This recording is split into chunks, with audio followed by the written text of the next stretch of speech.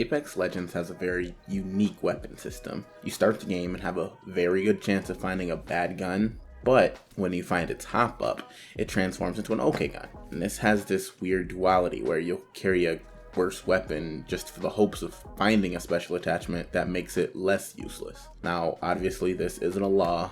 Some guns are usable even without their hop ups, and in this video you're going to be finding some guns are arguably better. But the theme is almost always that the weapon is better with it. And now recently it's becoming kind of clear that these hop-ups are kind of a hassle. And this brought me to the question, what if all weapons had their hop-ups built in?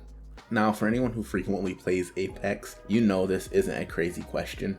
Throughout the history of the game, there's been on and off times where Respawn would cycle out golden versions of weapons that came with max attachments, including their hop-ups. Also, the fact that the Triple Take just recently received a buff that brought this question into a reality. The answer for that one's pretty obvious though. We've had time to play with it. It's a pretty godly weapon. Now, the current hop-ups that are available at this time of the video is going to be the Skull Piercer Rifling, the Turbocharger, Double Tap Trigger, Hammer Point Rounds, and Select Fire. The Skull Piercer is the simplest answer, so let's get that out of the way first. It wouldn't really change much, even though the explanation is a little bit more complicated. Basically, the Skull Piercer will boost the Wingman headshot multiplier from 2 times to 2.25 times, and the Longbow from 2.0 to 2.5. So the Wingman moves from a 3-shot headshot to a 2-shot headshot at full HP. Doesn't really do anything for the longbow statistics. It hits pretty hard regardless, but anyway, the reason this is good is because the multiplier can be changed by helmets, which decrease bonus damage by 30%, 40%, and 50% respectively. So after you find a white helmet, it drops your shots to kill from 2 to 3 shots to kill, and that's immediate. My verdict on this one is simple. This wouldn't change much at all. In fact, in season 3 and 4, when this was tested, the Wingman was perfectly fine. Yes, it was also considered the best gun in the game, but that's sometimes still the case. So this is a check for me. The Turbocharger is a little less cut and dry. The Devotion and Havoc get a wind-up speed boost when equipped, and that's just a massive buff. This is the only one that's questionable on if it would be okay. Season 4 and 5 was tested with the Havoc not having a turbocharger but a base faster wind up, and it was pretty different. It was kind of the best gun in the game at that time, and yes, that's going to depend on the meta of the weapons, but even still, I'm giving that Havoc an unbelievably fast wind up time. Is just kind of broken, so I think this will have to be tuned. It'll have to meet in the middle.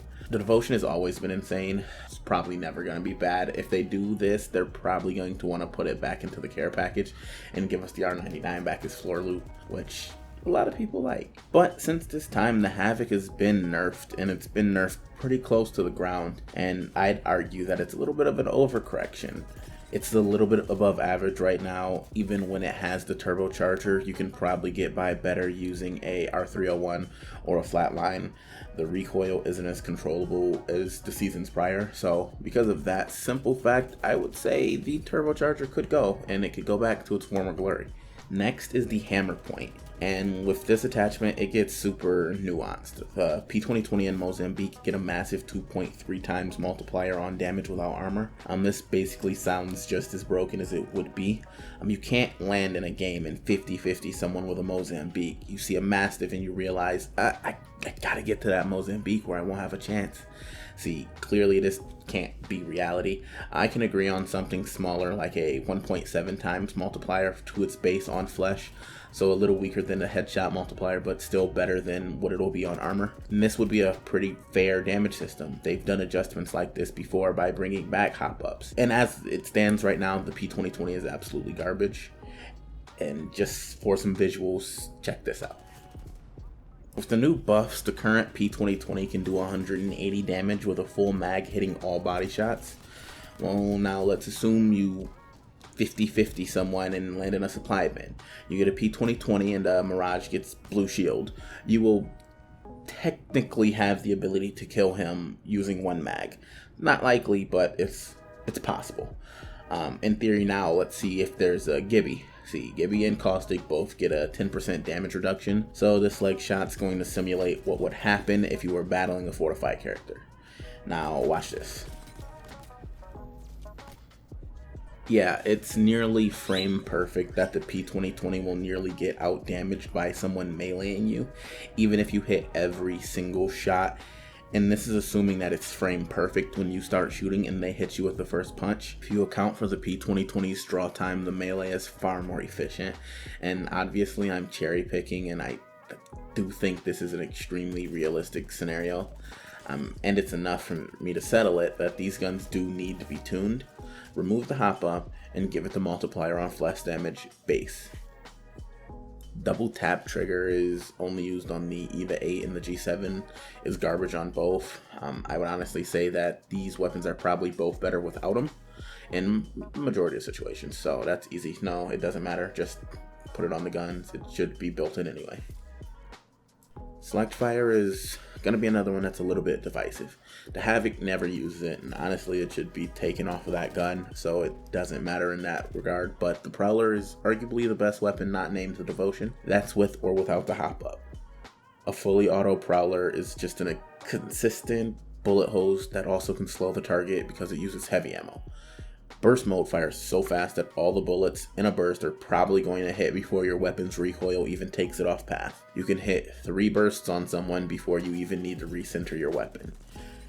You can make a good argument though that the Prowler is actually better without select fire, the same way you can make the argument that it is good with it.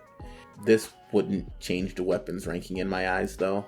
It would just make it more comfortable for those who like the fully auto, but it doesn't change it much for the higher level players who already mastered the burst mode. The time to kill is virtually the same, nearly frame perfect. Yes, you can account for some rounding, maybe you can account for some user error, but it doesn't matter. It's so close that it's not going to matter in a true gunfight. At the end of the day, this would simply be a step in the right direction of making Apex Legends a little less luck-based. And it's not like this isn't the path we're already on. The same way the triple take has given it, the same way the armor has been swapped for Evo armor instead of a standard armor, so it's a lot less luck. It's all to balance skill with the luck of the game. Thank you for watching. This is going to be my first video that I'm making on Apex Legends, but I plan on making a lot more. If you like my content and you do want to see more, there's going to be more coming in the future. Just leave a like and subscribe, because clearly this is a fresh channel and things like that help out a lot. So again, thanks for watching.